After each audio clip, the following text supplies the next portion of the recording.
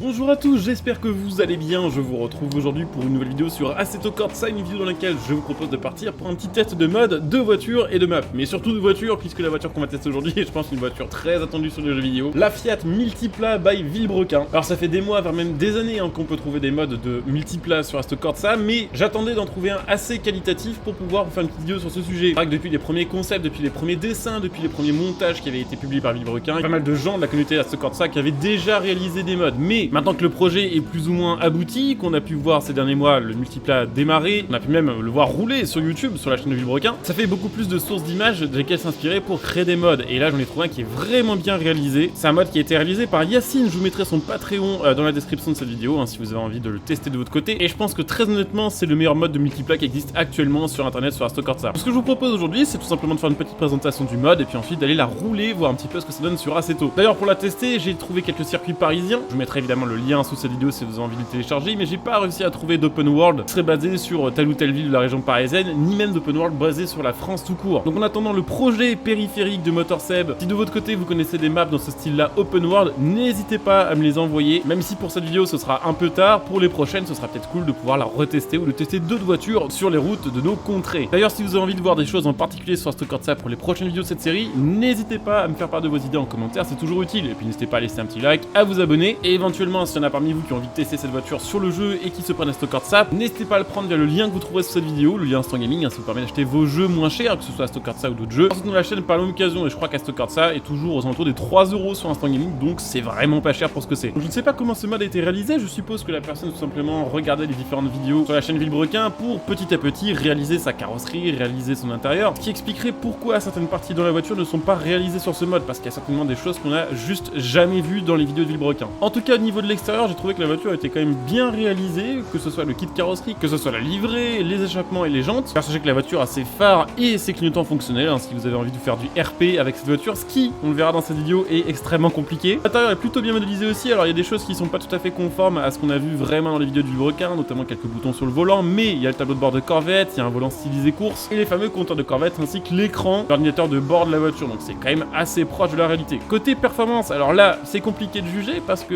pour l'instant, il me semble que dans les vidéos du Villebrequin, il n'y a jamais eu de test mesuré sur route et publié en tout cas pour le 0 à 100 et pour la VMAX. Et d'ailleurs de poids publié non plus, la seule chose qu'on sait c'est que ça fait 1294 chevaux. Sur ce mode là, sachez que la voiture est estimée aux alentours des 1210 kg, que le 0 à 100 se fait en 3 secondes et que la VMAX est supérieure à 350 km/h. D'ailleurs on ira tester ça en fin de vidéo et c'est probablement une des voitures les plus rapides de mon garage Assetto Corsa. D'ailleurs c'est à coup sûr la voiture la plus dure à conduire que j'ai testée sur Assetto Corsa. Je suis habitué à rouler sans les aides, sans contrôle de traction, sans contrôle de stabilité, avec un petit peu d'ABS seulement, et c'est assez chaud à conduire. La voiture a tellement de couple que même avec les pneus qu'elle a, même avec les pneus slick, c'est évident que tout le couple ne passe pas. On est je crois aux alentours des 1500 Nm sur le jeu, je ne sais pas si c'est pareil du côté de chez Villebrequin, si vous avez publié ces valeurs là. En tout cas 1500 Nm en propulsion sur Assetto sans aide à la conduite, c'est compliqué à mort. Globalement la voiture est en burn jusqu'en 5ème vitesse, et même en 5ème vitesse si vous n'êtes pas parfaitement en ligne droite et que vous appuyez à fond sur l'accélérateur, la voiture va burner un tout petit peu. La raison pour laquelle je vais adopter dans cette vidéo un style de conduite digne de celui de vos grands-parents, puisque conduire cette voiture dans des rues étroites avec des virages en angle droit et des vibreurs, c'est extrêmement compliqué. J'ai dû m'y reprendre à je sais pas combien de prises pour avoir un gameplay de quelques minutes d'affilée sans partir complètement en couille. Donc la voiture est extrêmement dure à conduire, mais elle est extrêmement cool à conduire. On a évidemment un gros son de V8 de Chevrolet Corvette qui envoie bien. Alors évidemment c'est moins fort qu'en vrai parce que sinon le casque exploserait. Honnêtement, une fois bien lancée, la voiture a quand même énormément d'appui, ce qui permet quand même d'enchaîner les virages à 250 km/h sans perdre le contrôle et en gardant l'adhérence, et ça c'est vraiment très cool. Certains me diront du coup pourquoi t'as choisi Paris si tu savais que ça allait être compliqué. Tout simplement parce que j'ai voulu faire une petite ref à la négociation du mondial de l'auto avec la rencontre entre Emmanuel Macron et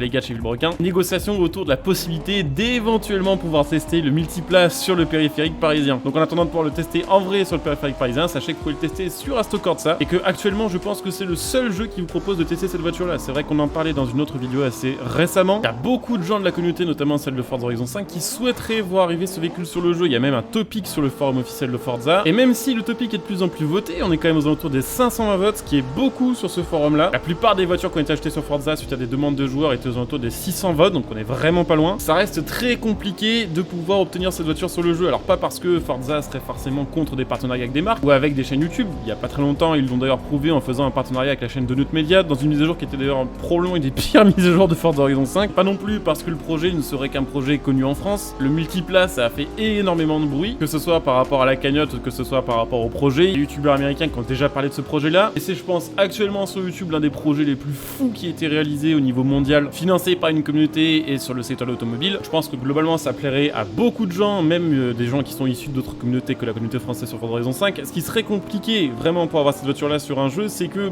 comment on fait? La voiture reprend la carrosserie d'un Fiat Multipla. Le kit carrosserie a été designé par Kimura et le châssis et le moteur ça vient de chez Chevrolet. Il y a donc un gros souci d'ayant droit. À qui faut-il demander l'autorisation pour avoir cette voiture ajoutée officiellement sur un jeu? Est-ce que c'est Fiat? Est-ce que c'est Chevrolet? Est-ce que c'est Kimura? Est-ce que c'est les trois en même temps? Quand on voit qu'ils ont déjà pas réussi à avoir d'accord avec Mercedes et McLaren pour avoir la SLR sur Forza, on peut se dire que ça va être très compliqué d'espérer ça. Surtout que Fiat c'est Stellantis et que Stellantis depuis quelques années concernant certaines de ses marques, ils font vraiment plus que de la merde. Ils essaient de vraiment changer d'image de marque, ce qui ne serait pas tout à fait en accord avec l'ajout d'un multiplat sur un jeu qui est l'opposé de ce que Stellantis essaie de faire avec le 100% électrique. Donc probablement que cette voiture sur les jeux, ça ne restera que via des mods. Je ne demande qu'à me tromper et qu'à ce que l'un des gros titres AAA de jeux habituels ajoute officiellement ce modèle, ce serait une masterclass complète. En tout cas, sur la Stock ça, elle est vraiment chouette à conduire. C'est ultra cool d'avoir ce projet en bonne qualité. Je vous le disais, la voiture est quand même très difficile à conduire, mais après quelques heures de jeu, je pense qu'on commence à y faire et on peut même drifter assez facilement avec cette voiture-là, vu qu'elle a beaucoup de couple et beaucoup de puissance. C'est assez facile de doser l'accélération en virage pour drifter et surtout, on a une marge énorme, ce qui permet de relancer la voiture facilement et de réorienter sa trajectoire très facilement. Côté VMAX, je voulais quand même pas vous frustrer, du coup, on va faire un petit test sur Soro County, qui est tout simplement une énorme ligne droite. Et même si elle atteint un petit peu moins un VMAX que ce qui est mentionné dans la description du mod, actuellement sur mon garage Stock ça, c'est quand même la voiture qui atteint la plus grosse VMAX. Alors c'est vrai que j'ai pas d'autres voitures aussi puissantes que ça et aussi performantes, mais ça reste mon record perso et j'en suis assez content. En tout cas, j'ai été très content de pouvoir tester cette voiture sur ce Stock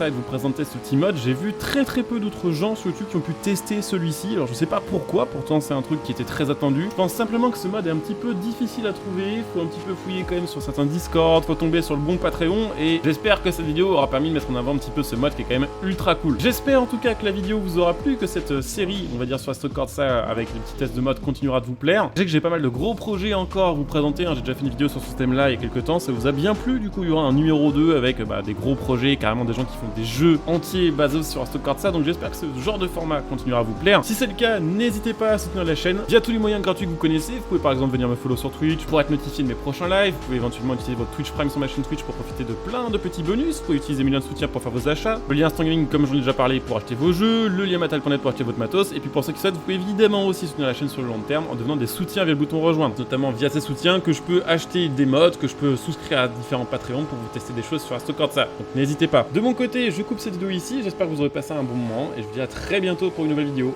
Bon jeu à tous, ciao.